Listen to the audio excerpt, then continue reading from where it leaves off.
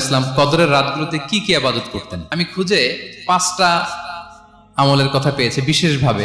Common যে আমলগুলো সেগুলো তো ছিলই, বিশেষভাবে 5টা কাজ রাসূল সাল্লাল্লাহু আলাইহি ওয়াসাল্লাম এই কদরের রাতে করতেন। 1 নম্বর কাজ হচ্ছে তিনি সারা রাত জেগে ইবাদত করতেন এবং পরিবারের লোকদেরকে ঘুমোতে দিতেন না, উঠিয়ে দিতেন। বছরের অন্য কোনো সময়ে সারা রাত জেগে ইবাদত করার কোনো নজির রাসূল সাল্লাল্লাহু আলাইহি ওয়াসাল্লামের জীবনে ছিল না। সব রাতে ঘুমাতেন। আমি জোহর বারুতে একটা কনভেনশনে the daily routine of prophet সাল্লাল্লাহু আলাইহি ওয়াসাল্লাম একটা আলোচনা করেছিলাম, যেখানে রাসূল সাল্লাল্লাহু আলাইহি ওয়াসাল্লামের দৈনন্দিন জীবনের রুটিন আলোচনা করেছিলাম। সেখানে আমরা বলেছি যে রাসূল সাল্লাল্লাহু আলাইহি ওয়াসাল্লামের দৈনন্দিন অভ্যাস ছিল তিনি এশার পরেই তাড়াতাড়ি ঘুমিয়ে পড়তেন আর মিড নাইটে উঠতেন। রাসূল সাল্লাল্লাহু আলাইহি ওয়াসাল্লামের কর্মদিবস শুরু হতো মিড নাইটে। আমাদের তো সকালে আরো অনেক পরে শুরু হয়। রাসূল সাল্লাল্লাহু আলাইহি ওয়াসাল্লামের কর্মদিবস শুরু হতো বেসিক্যালি মিড নাইটে। এশার পরে কথাবার্তা না বলে আগে ঘুমোতে যেতেন, মিড নাইটে উঠতেন, কিন্তু ঘুমাতেন। ঘুম ছাড়া রাত কাটাতেন না। সারা বছরের এটা ছিল যে এশার পর পরে ঘুমোতে যেতেন, except the last 10 days of Ramadan. রমাদানের শেষ 10 রাতে রাসূল সাল্লাল্লাহু আলাইহি ওয়াসাল্লাম ঘুমাতেন না।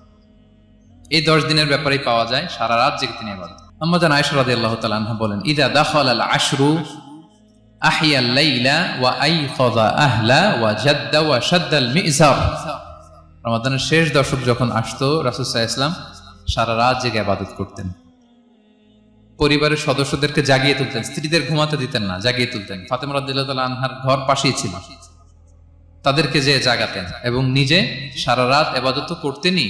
জাদ্দা ওয়া শাদ্দাল মিজার, খুবই বলিষ্ঠ ভাবে, খুব মজবুত ভাবে কোমরে গামছা বেঁধে নামার একটা এক্সপ্রেশন এখানে দেয়া হয়েছে। মিজার, ইজহার মানে হচ্ছে বাংলা করলে হয় লুঙ্গি। লুঙ্গি আমরা যখন খুব শক্ত কোনো কাজ করতে যাই তখন তারা কি করে, খুব টাইট করে লুঙ্গিটা বাঁধে। তার মানে বোঝানো হচ্ছে রাসূল সাল্লাল্লাহু আলাইহি ওয়াসাল্লাম কোমরে ভালো করে লুঙ্গি বেঁধে বা গামছা বেঁধে আটগাট বেঁধে নামতেন শেষ 10 দিনের জন্য।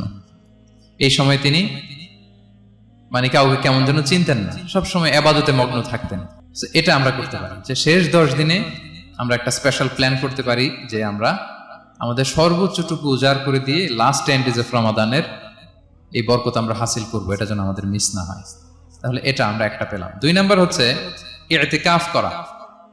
রাসূলুল্লাহ সাল্লাল্লাহু আলাইহি ওয়াসাল্লাম রমাদানের শেষ 10 দিন ইতিকাফ করতেন। আমাদের আয়েশা রাদিয়াল্লাহু তাআলা আনহা বলেন, কানা ইয়াতাকিফুল আশরাল আওয়াখির মিন রমাদান। রমাদানের শেষ দশকে তিনি ইতিকাফ করতেন হাত্তা তাওয়াফাহুল্লাহ, ওনার ইন্তেকালের আগ পর্যন্ত এই অভ্যাসটাই তিনি জারি রেখেছেন। সুম্মা আতাকাফা আজওয়াজুহু মিন বাদি, তারপরে ওনার স্ত্রীরা ইতিকাফ করেছেন।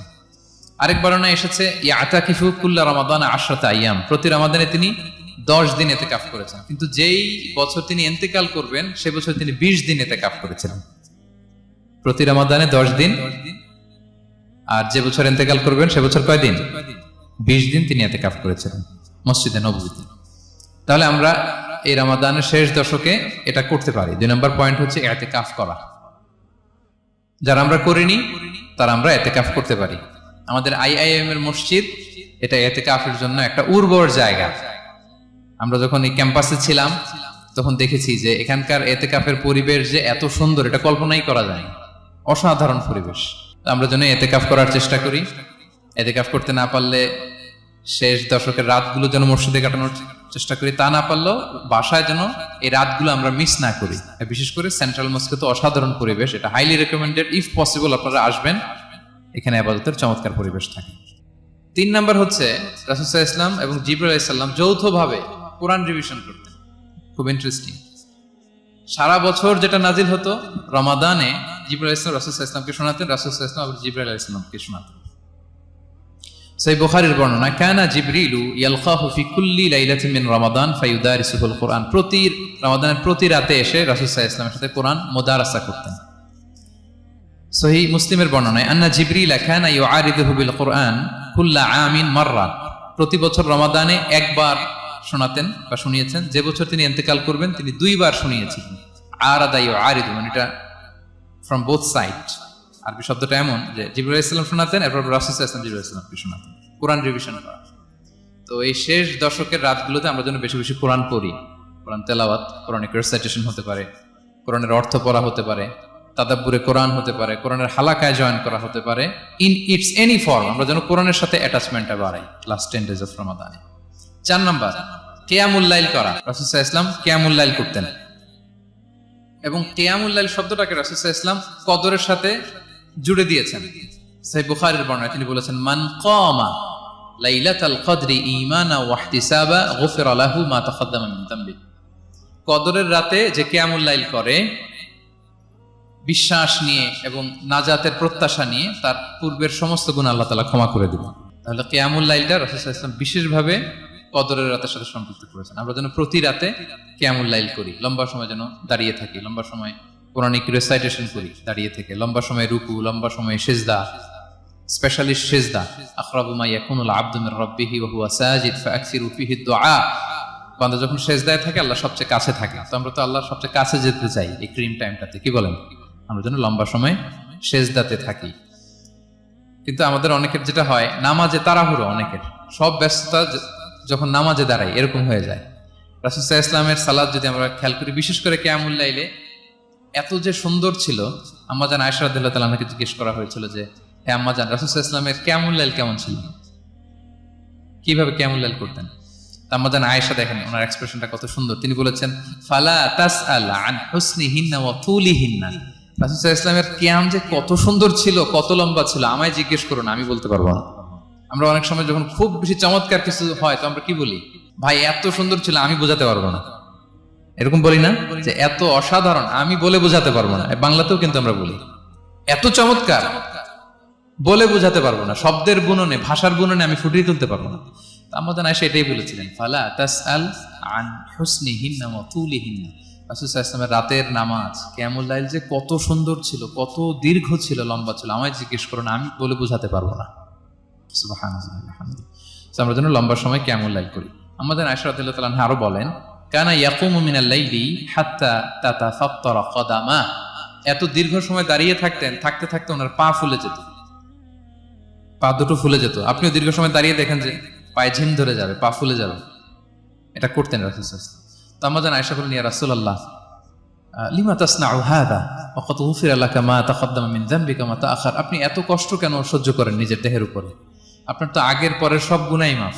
আদতে তো রাসূল সাল্লাল্লাহু আলাইহি ওয়াসাল্লামের গুনাহই নেই, তিনি নিষ্পাপ। এত কষ্ট কেন করেন? আপনার আগের পরের সবই তো মাফ করে দেয়া হয়েছে, কেন করেন? রাসূল সাল্লাল্লাহু আলাইহি ওয়াসাল্লাম উত্তর করেছেন, আফালা উহিব্বু আন আকুনা আবদান শাকুরা।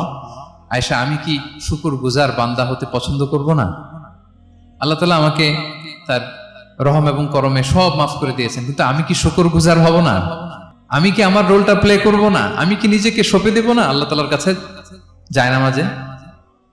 তো এটা ছিল সংক্ষেপে রাসূল সাল্লাল্লাহু আলাইহি ওয়াসাল্লামের কিয়ামুল লাইলের ধরন। এভাবে তিনি দীর্ঘ সময় কিয়ামুল লাইল করতেন, আমরা যেন এটা করি।